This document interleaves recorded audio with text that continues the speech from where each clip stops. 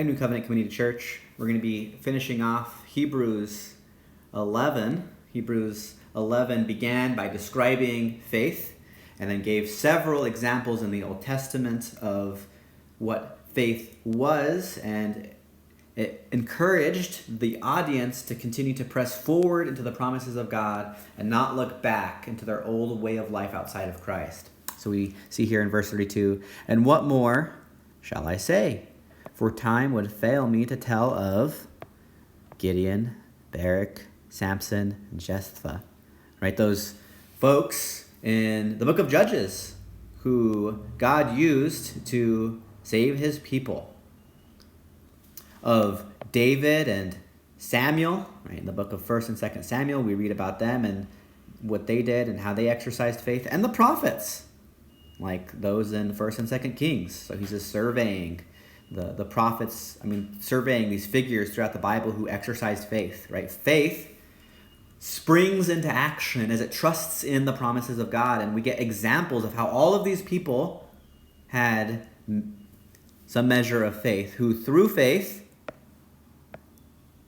conquered kingdoms, enforced justice, obtained promises, escaped the mouths of lions. We're probably thinking of Daniel and these next two. Quenched the power of fire, escaped the edge of the sword, were made strong out of weakness, became mighty in war, put foreign armies to fight.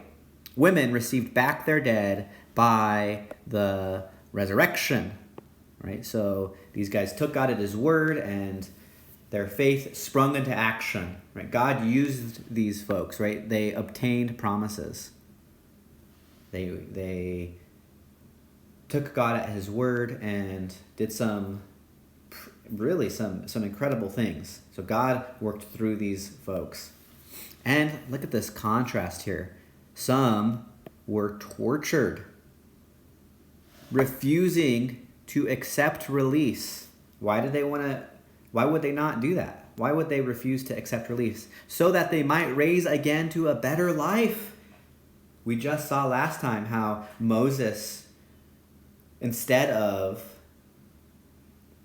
staying in Egypt and receiving the prestige and honor and wealth, he decided to be mistreated with the people of Israel because he looked forward to the promises that God had made. Right? So the future reality of being with Christ is so much greater than temporary and fleeting pleasures. And so much so that these folks were willing to be tortured because they had this hope about a future because they were in Christ, in the Anointed. Others suffered mocking and flogging and even chains and imprisonments. They were stoned. They were sawn in two. They were killed by the sword. They went about in skins of sheep and goats, destitute, afflicted, mistreated, of whom the world was not worthy, wandering about in deserts and mountains and dens and caves of the earth. Right? These folks experienced hardship, but they didn't cave in. And that's what the audience of Hebrews needed to hear. The audience of Hebrews was experiencing some hardship and pressure, but they're saying, hey, look, the saints in the Old Testament have persevered because God is the one who gave them the grace and strength to do it. Keep looking to God, and you too can have strength to continue to persevere.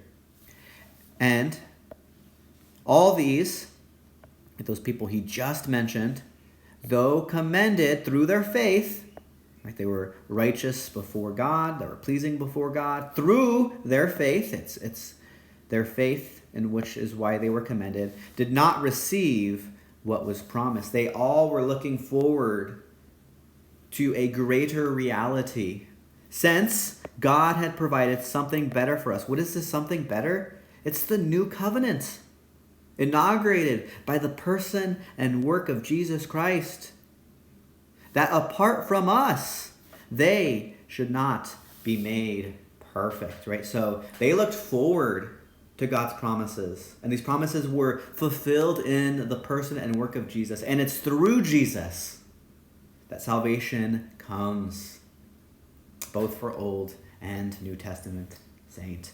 Now, just a quick word. Some of these folks did some pretty shady things, right? Like Samson. It's not saying Samson was perfect, It's not saying that he's an example of faith in every regard.